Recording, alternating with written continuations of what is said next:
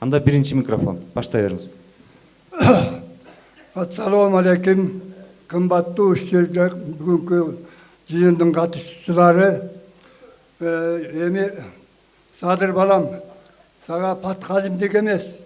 Мен сенин келгенден кийин эле бир аздан кийин президент болуп келгенден кийин кыргыздардын улуу баалыктарын, нарк насыл салттарын унутуп калганыбызды сиз эсиңизге элдиге салып туруп, академиктерге, жазуучуларга тапшырма берип, ошого кандай кайрылсак деген темабызда мен тууралуу атым Шерманбетов Абдырасак, атбашылык Казыбек айылынан болом. Ушунун арында турам. Бул жерде 42 жыл врач болуп иштегенмин. Азыр Бишкектен келдим. Бишкекте академиядан аспирантурада окуп атып, ушул жерден Абдыразак аке, маселе айттыңыз, жетишпей каласыз азыр. Ошону атайын, сизге айтайын дегеним, облустун бюджети жетпей турган, сизде кайрыла турган эң көйгөйлүү бул Нарын Атбашынын көйгөйү ортосундагы Кысылбел деген бел бар. Мына ушул жол өзүңүз айткандай жибек жолу, бүт дүйнөлүк жол, бул башка мамлекеттер менен катташа турган.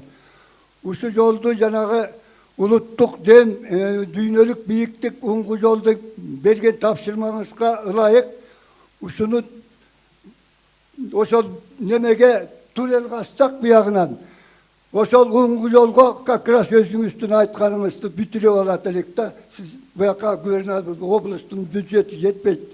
Ошол үчүн канча жолу машиналар бүт келе жаанда кыламык түштү эле тайгаланып, чоң жүктү ашып келаткан фурголор нечен жолу ушу тайгаланып келатат. Мына бул тууралуу мен жаңыдан губернатор болгондо мына урматтуу аз менен алып койчу. Урматтуу нарындыктар.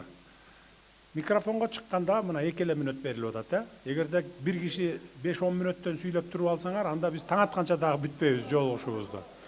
Мына 2 мүнөт берилип атат силерге. Угуп турсаңар, угуп туруңуздар. 2 мүнөттү максималдуу түрдө колдонгонго аракет кылгыла. Чыгып алып аты жөнүңөрдү, анан тарыхыңарды, кайда иштегениңерди айтпайлы, атыңарды эле айткыла, фамилияңарды да эмес. Атыңарды айтып туруп эле, айылыңарды айтып койгула. Мен жазып алайын бияка, менде калып калат бул. Анан тиешелүү органдарга тапшырма берип, көтөргөн маселеңерди атыңарды айтып, айылыңарды айтып туруп, анан кара дегенге мага да оңой болот да. Ошон үчүн мен жазып отурам. Атыңарды, айылыңарды эле жазам мен. Болду, анан көтөргөн маселеңерди. Өзүңөрдүн да убакытыңыздарды албагыла, меникинди албагыла. Мен 2 сааттан кийин бул жерден башка жакка кетишим керек. Дагы жолугушуулар бар. Түшүндүңүздөр, а? Экинчи микрофон. Саламатсыздарбы? Нарын шаарынын, Нарын районунун тургундары. Саламатсыз? Урматтуу президент Садыр Нуркожоевич. Мына 10 секундуңузду жоғоттуңуз уже. Мен сизге бир эле мамлекеттик деңгээлдеги маселе айттым. Мотушев Мамбеткадыр. Фамилияны да билемес. Абдыкадыр дейсизби? Мамбеткадыр. Кыргызстанда бүгүнкү күнү Садыр Нуркожоевич, ветеринардык тармак эң жаман акыбалда. Билем аны. Ушул тармакка баягы 12 пайгамбардан бир Кудай дегендей өзүңүз кийлигишпесеңиз болбой калды. Кийлигишип атабыз. Бул боюнча мен кел дароо эле айтып коеюн эми. Түшүндүм сиздики, азыр жөн эле убактыңызды коротпоңуз. Ветеринария боюнча ушул жылдын январынан баштап, келерки жылдын январына толугу менен бюджетке, мамлекетке алалы дедик. Ветеринарлардын баары менчик өтүп алыптыр дагы, эч кароосуз калыптыр. Ошон үчүн мына министр отурат буякта, баардыгын айтып, бул тапшырманы бергенбиз. Кийинки маселеңиз не? Ушул Кыргызстандын 7 облусунан бирден эктен аксакалдап айтышты эле туура болбой калды. Эми ушу ветатистер сизди бир кабыл алса деген өтүнүч бар. Ветеринарсыз өзүңүз? Ветеринармын мен, 50 жыл иштегенмин. Макул. Бияка телефонун алып алыңыз, телефонуңузду берип коюңуз, анан мен бошогон күнү чакырат. Анан ушу эме ден соолук боюнча дагы айта кете турган көйгөй биз көрүп билип жүрөбүз. Айланайым бул жерде министр здравоохранения бардыр деп ойлоп атам. Бар. Ооруп аткан адамды 3 күн 4 күн тамтаңдатып анализдеп жүрөт. Андай болбош керек. Жаткырып акчасын алгыла. Мен калып айтпайм. Мен көп нерсени билем. Өзüm дагы эми ветеринар медицина бир тууганда. Айланайын мен өзүм акталалыкмын. Бир киши келип, сиздин туугандарыңыз кабыл албай, тамтайып, Бишкекке тааныштарга барат деп жолдон кайтыш болуп калды 2 жыл мурун. Рахмат, азыр жооп берсин. Урматтуу Садыр Нургожоевич, урматтуу Нарын элинин тургундары, туура айтасыз, кээ бир учурларда 2-3 күнгө анализ тапшырган учурлар болуп калып атат. Ошол нерселерди азайтуу максатында азыр оптимизациялар жасап атабыз. Бирок сиздер да туура түшүнүшүңүздөр керек. Анализди албай туруп, врач сиздерди жаткыза албайт. Анан жаткызып алып туруп анализ албайсыңарбы деген бул туура эмес. Эмне дегенде биринчиден биз өзүбүздүн саламаттыгыбызга көңүл бурушубуз керек. Мына программа госгарантия деп мамлекет толугу менен сиздерге бекер кылган текшерүүлөр бар поликлиникада. Биз эгер убагында жылда бир жолдон поликлиникага барып каныбызды, рентгенибизди, электрокардиограммабызды, консультациябызды алсак, мамлекет тарабынан бул толугу менен бекер бардык жарандарга. Бирок муну эл кылбайт дагы, ооруга жеткизип туруп, анан больницага жатканга аракет кылат да. Ошон үчүн оорунун алдын алуу үчүн поликлиникаларга эгер барсаңыздар, өзүңүздөр катталган ГСВлар, ФАПтар жана ЦЦМдерге барсаңыздар, ал жерде жылда бир контролдон өтөсүздөр дагы. Өзүңүздүн врачыңыз жолдомо берген учурда сиз больницага мындай эч кандай тоскоол жок эле, уже анализдериңиз даяр, барып жатып каласыз. Ошондо ушул нерсени туура кылсаңыздар, өзүңүздөр да көп убарачылыктагы болбойт эле, анан оорунун көбүн да алдын ала алат. Медицина системасында проблема бар, бул проблема. Биз азыр санаа ириктештирүүнү медицина тармагында жүргүзүп атабыз. Адилбек Алешевич жеке көзөмөлүн алган, а кишини медицина тармагына байлап берген. Башка ишиңиздин баарын таштаңыз да ушул тармакты реформа кылып бериңиз деп туруп. Мына министр экөө иштеп атат. Жаңы койгондо мына кабинетимен бир 2 ай болуп калдыбы, көздөштүрүп, экөөнү бири-бири менен көздөштүрүп туруп, анан бекитип бергенмин. Кудай буйрса, бул алдыда келе жаткан бир 4-5 жылда дагы калган жетип калабыз. 4-5 жылда деген бул дагы өтө чоң сурок эмес. Бул кыска сурок деп айтсак болот. Мына азыр мисал алалы, анализдерди дагы азыр автоматтык түрдө көп нерселер чыгып калбадыбы? Бир күндө чыгат, 1 саатта чыгат, аппараттар келип атат. Бүт мына мондай техникалар менен иштөөгө ушундай шарттар түзүп атабыз. Мен ушул мамлекет башына келгенде, баягы 20-жылдары бүт кагаз менен иштечүбүз отуруп алып. Баягы өкмөт. 5 жыл дегенде мына 5 жыл эмес, бир 2 жыл болуп калды окшойт. 3 жыл дегенде араң 4 жыл даже 2024-кө чейин, 23-түн аягы 24-кө чейин. Араң дегенде мына электрондук өкмөткө өтүп бүттүк. Араң дегенде мына мурда болсо мен указ чыгарам же бир токтом кабыл алам десем, распоряжение чыгарам десем, минимум 15 күн болбосо 1 айда макулдашылып келчү 14 министрликтен. Азыр 1 саатта мына электрондук өкмөткө салабыз, бардыгы эртең менен келет, кечинде салып коебуз, эртең менен 8-де салсак, кечки 8-ге чейин бардыгынан бир келип калат. 1 күндө токтомдор чыгат, указдар чыгат. Иш бүтөт. Мурункудай кыдырып жүрбөйт, кагаз көтөрүп алып бардыгы. Мына медицина системасында ушундай эмек алып келатабыз азыр. Бирок алдыда убакыт керек дагы. Рахмат. 3-чү микрофон. Урматтуу Садыр Нургожоевич, мен Учкун аймагындагы Куланак айылынан келдим, элдердин атынан. Биздин айылга таса суу. Атыңызды айтыңыз, атыңыз. Куланак айылынан, Куланак айылынан атым айталы. Биздин айылга таса суу кирип иштеп атышат. Былтырдан бери. Кээ бир жерлерибизге, кээ бир чет жактагы үйлөрүнө, түтүндөрүнө суу жетпей, проекти де жок деп ошолорго суу кирбей калган атат. Анан бир топ үйлөр ошо суусуз калган турат. Ошо долбооруна арыз барбы жасап аткандар? Долбооруна ошону киргизтирип койсоңуздар деп мындай кылгыла, мен дароо эле айтып коеюн, түшүндүм. Баягы айылдын орто чейин чет жагында новостройкалар калып калып аткан экен да. Дополнительно проектиге киргизгиле, акча каражатын источнигин таап берели, анан баягы эрдик кылсаң сүрө кыл дейт, айылга суу чыгарып берип аткандан 100% эле чыгарып берип койгула да. Карап чыгабыз. 90%-на чыгарып анан 10%-ын калтырып койбой. Карагыла ошондойду. Источнигин таппасаңар, эгерде силер өзүңөрдө каралбаса, биз карап берели анда. Азыр оптимизация кылып атабыз проектилерди. Жасаганга жараша бир жолу баарын жасап кетиш керек да, 100%. Жарайт. Айтыңыз. Биз тиги арпа тиги чой жап жерлерге малыбызды кыштатып жайлатып келебиз ошол жака. Тиги илгеркиден бери эле. Анан Ат башы району менен чектешпиз. Анан ошо Ат башылык туугандар келип эле ошентип калса жер талашып эле. Силер арендага алгансыңар, кеткиле анакка мынакка деп. Ошол жайыттарыбызды, кышто жайлообузду чечип берип койсоңуздар, талаштырбай. Айталык, ал жерде маселе жок. Эч кандай талашкан киши жок. Ал жерде эми эки кошуна эле бири-бирине мал талаша берсе, аны мындай жалпы неме кылбаңыз да. Жок, жайыт деп атпайбы, жайыт талашат. УДПга өткөн жайытты айтып атат да, ат башылыктардан алып пайдаланып атышат 30-жылга чейин. Анан ошону талашып атышат дейт. Ал жерде талаш жок. Алар алабыз деген да жери жок. Талашпайт ал жерде. Просто эки кошуна урушуп кетсе эле анан маселе кыла бересиздер да. Маселе жок. 2030-жылга чейин эч ким тийишпейт сиздерге. Биринчи микрофон. Урматтуу Садыр Нуркожоевич, салам айтып барс. Салам алейкум. Деп сөзүмдү баштайын. Саламат. Өлкөбүздүн өнүгүп жылдап баратканды, Атыңыз. жылдан жылга Атыңызды айтсаңыз. Камчыбек Нарын шаарынан. Жылдан жылга күндөн күнгө өсүп баратканын көзүбүз менен көрүп, туюп турабыз. Ошого шайкеш келген менин өсүмдүн короо жайымда, менчик үйүмдө да 8-9 өлчөмүндө тиги бай мурунку тиги курулуштун фундаментинин бала бакчага ылайыкталган имаратын көтөрдүм эле. Ошонун имараты толук бүтпөй акча каражатынан тартыштык болуп турат. Ушуну даректүү бир жардам катарында колдоо көрсөтүп коюңузду өтүнөмүн. Өзүмдүн жашоом жакшы, мындай суранганым жок. Жетиштүү, бардыгы жакшы. Рахмат көңүл бөлгөнүңүзгө.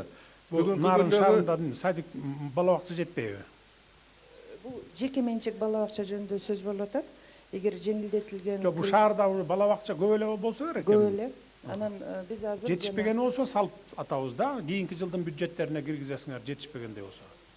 биз мектептер бар, балдар толбогон, ошонун базасында да бала бакча ачуу жөнүндө биз талкуулап атабыз. Экинчиден жеке менчик үйүмдүн жанында фундамент деп атпайбы? Анда мамлекеттин жеңилдетилген кредити бар. Биз жеке кайрылса биз жардам берип Бияка кайрылыңыз, анда министрге кайрылыңыз, кредит алып өзүңүз салсаңыз болот экен. Ошого жол берилет экен. Анан азыр Нарын шаары канча пайыз обеспечен балдарды бала бакча? Нарын областы 70%. Нарын шаары 75, а Нарын областы 54%. 54. Шаар 75% обеспечен. 75%. Ну, аз эле калыптыр дар жакта. 23% калыптыр. 30-жылга чейин Мага бүтөт кайрыласыз. экен бизде. Мага. Агартуу министрлигине кайрыласыз. 30-жылга чейин 100% бүтөбүз, бала бакчаларды. Түшүнүктүү. Экинчи микрофон. Саламатсыздарбы? Менин атым Бек болсун, Ташпышат айылынан келдим. Урматтуу Садыр Нуркожоевич, бизге айылга БСР керек болуп турат бүгүнкү күндө. Күн ысык тийгенде суубуздун баары сай менен агып кетип, сууну кармай албай калып атабыз. Бизде өзүңүз билесиз 2200-350 метр деңиз деңгээлден бийик жерде жашайбыз, арпа буудай бышпайт. Эптеп ошо чөп менен да окат кылабыз да. Ошо биринчи сунушум ушу БСРди куруп берсеңиздер. Кичи Капчагайда 2 көпүрөбүз жараксыз абалда турат. Былтыр бир көпүрөбүз кулап калып, бир балабыз зыян болуп калды. Ошо кезде азыркы зам министр болуп турган жигит азыр министр болгон экен. Ошо жерде барып элге убада кылган. Былтыркы жылы көпүрөгөрдү да бүткөрүп берем. Жолуңардагы сентябрда асфальттап берем деп. Жолубуз бүгүнгө чейин кыймылсыз турат да. Сиз Бириккен Улуттар уюмунда жашыл мурас боюнча демилге өтүргөн элеңиз. Кыргызстандын аймагында 1.200.000 гектар жер бадал баскан аянт бар. Токой отурушканга ылайыктуу да. Бул аэропорттордун карамагында жайыт катары кирип калган экен да. Ушуну сунуштап элем Садыр. Сизге ошо сиз оңго барып айткандан бери 4 жыл сизге кире албай койдум. Ушу сунушумду ушул жердин баарында ушул токойчуну эле карап отурбай, жалпы эл көтөрүлүп чыгып бага турушпайлыкпы?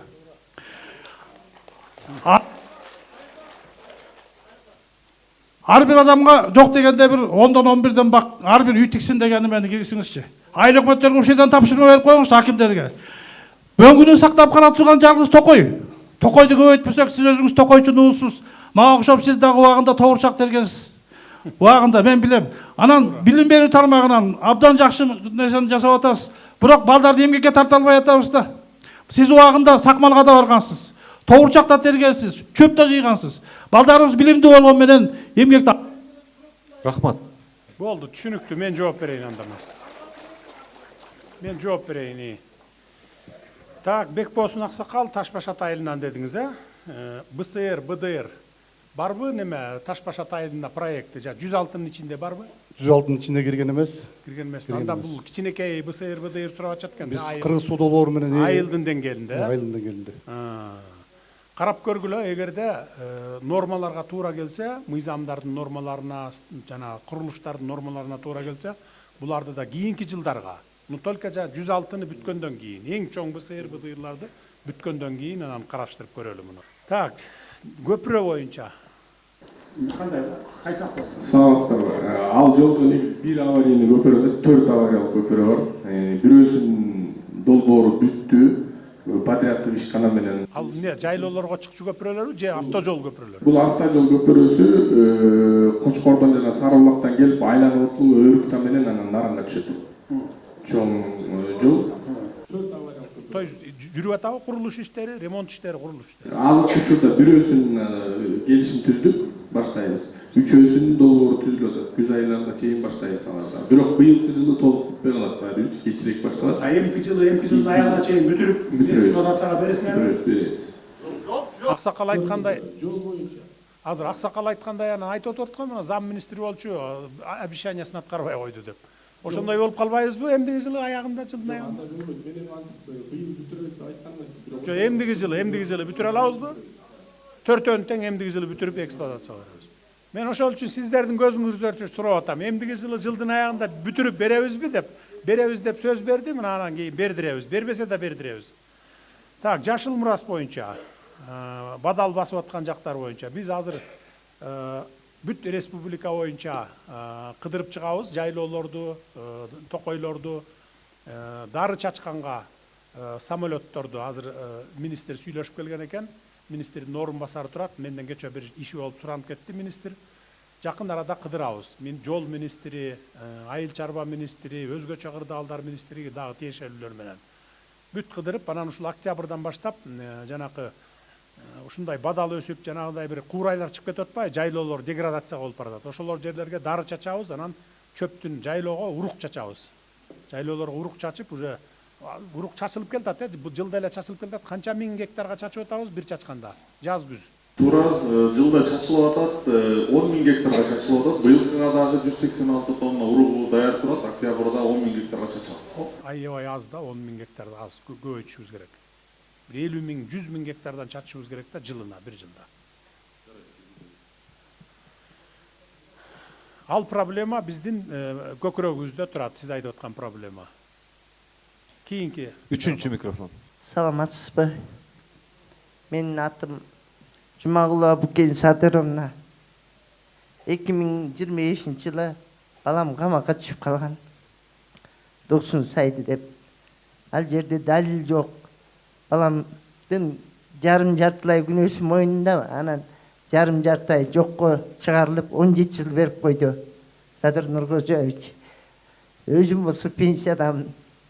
Сайган балам не болду? Камакка жок, каза болуп калды. Каза болуп калды. 17 жыл берди. Райсот карады, анан областный сот карады. 16 жыл берген райсот, анан кайра областный сот 17 жыл берип койду. Анан еще кайра 1 миллион райсот салган, кайра 60 000 штраф салды. Анан ушунун баарын төлө деп атат. Мен кандай кылам? Өзүм экинде бала багам. Дагы сиратай өзүм камкорчу неберем бар. 6 баланын ненесимдин 2 балам каза болуп калган. Анан кандай күндө күн өткөн да билбей калып атам. Канча жашта балаңыз? Канча жашта түрмөдө? 29, 30 30га жок. 30га чыга элек. Үйлөнүп элек беле? 95-жылга. Ати өлүп калган балачы? Ал деле досу болчу, экөө тең болчу. Мушташып кетип. Мушташып кетти, анан орт жерде бир бала менен мушташып кетип туруп, ошо бала аркылуу болуп көргөнүн айткан, анан арачаламыш болуп алып сайган болуп. Ал бала утулуп чыкты. Биринчи эле кылмышыбы? Мурындагы ушу ок боюнча жалак алып 1 жыл 8 ай отурган. Анан мушташ боюнча 2 жолу ушу СИЗОго барып келген, 3 жолу. Анан 4-үнчүсү болуп атат. Түшүнүктүү. Анан калыстыкты чечип бериңиз. жазып коюңуз, биз карап көрөлү. областный соттор мындай Болду, башка маселе карапайым көтүңүз. адамдарга мындай Башка маселеңизди көтүңүз кийинки. Барбы же жок башкаңыз? Макул. Ырайым жазып коюңуз, анан карап көрөлү. Кийинки 4-үнчү микрофон. Эки нарын тургуну Осмонова Айнурмун. Менин көйгөйүм өтө оор. Өткөн жылдын 25 сентябрдан Кадырбек уулу Мирал солдатка барып 18 октябрда деген присягасын берген. 19-да ошол жактагы Бишкек шаарынын чет жагындагы жаңы жерде 19 жана аялдар түрмөсүн кайтарган жакта служба кылып жүрүп баладан таяк жеп, мурунку өзүнөн 6 ай мурун барган баладан таяк жеп, ошол убакта деген даяр убагында дарыланбай калып, убагында каралбай калып, балабыз деген Бишкек больницасында дарыланып жүрүп, эчтеке жыйынтык болбой калып, аягында гемодиализ алып калды балабыз. Департаменттин коргоо министрине кайрылып, ошол Туркияга неме берип, жолдомо берип, ошол жакта агасы менен кетип, ушу майдын 21-инде кеткен. Ушул убакка чейин гемодиализ алып, лечениясын алган жок. Пересадка, почка дептир, бир тууган агасы донор болуп атат. Бүгүн азыр ушул тапта операция болуп атат. Бир эле балам эмес, эки баламдын акыбалы оор болуп турат. Эки балам ошондой инвалид болгон турат. Болуп атат, болбой эле болгон турат. Сизден көп суранарым, ошол убакта немелер өз жазасын тартышын, сабаган баладаны алып келип дагы жазасын тартышын. Эч жактан эч түшүнүктүү суроо бар сизге, суроо азыр. Бишкекте болуп атабы операция азыр? Сураймын. Иә. Бишкекте болуп атабы операция? Бул Бишкекте болгон. Жо, азыр операция болуп атабы Бишкекте? Операция Туркияда болуп атат. Туркияда? Бүгүн саат 9-та депти, бизде болсо 12 болуп калат, аларда болсо 9 экен. Азыр эки балам ошо Түшүнүктүү. Дигил арыз жазып коюңуз, менин атыма Азамат. Мен сизге деген арызымды кабыл алгансыз, арызыңызда жобу деген келген, иш жүзүндө карап беребиз деген. Башка жактан эч жактан жардам, эч жактан неме болгон жок. Хорошо, азыр уксаңыз дагы бир суроо. Сиз не үчүн Турцияга жибердиңиз эки балаңызды операция? Ошончо Турция деген департамент жиберди. Биздин айлабыз кетип калды, дарылаганга дагы боло албай калды. Азыр билесиңер да, бизде бекер операция жасайбыз. Бекер алмаштырабыз бөйрөктөрдү. Донору болсо болду, азыр бизде 4000ден ашып кеттиби, ошо жатат тиги. Ошолорду эсиңерде болсун. Эгерде бир тууганы, жакын тууганы донор болуп бере турган болсо, 1 тыйын төлөбөйт, бекер алмаштырып беребиз биз. Боорду да бекер алмаштырабыз. Мурдакыдай Турция, Индия деп жүрбөйсүңөр азыр. Анан жөн эле Турцияга, анан Индияда жакшы экен деп эле кете бересиңер. Ошол эле врачтар келип биздикилерди үйрөтүп кеткен, алар деле катышып чогуу эле операция кылып атат Бишкекте азыр. Ошону эсиңерде болсун. Мен президент болуп келгенде 1000ге жакын ошо бөйрөгү ооруп жаткандар, где-то бир 3000дин тегерек эле, 2800 беле 3000 эле.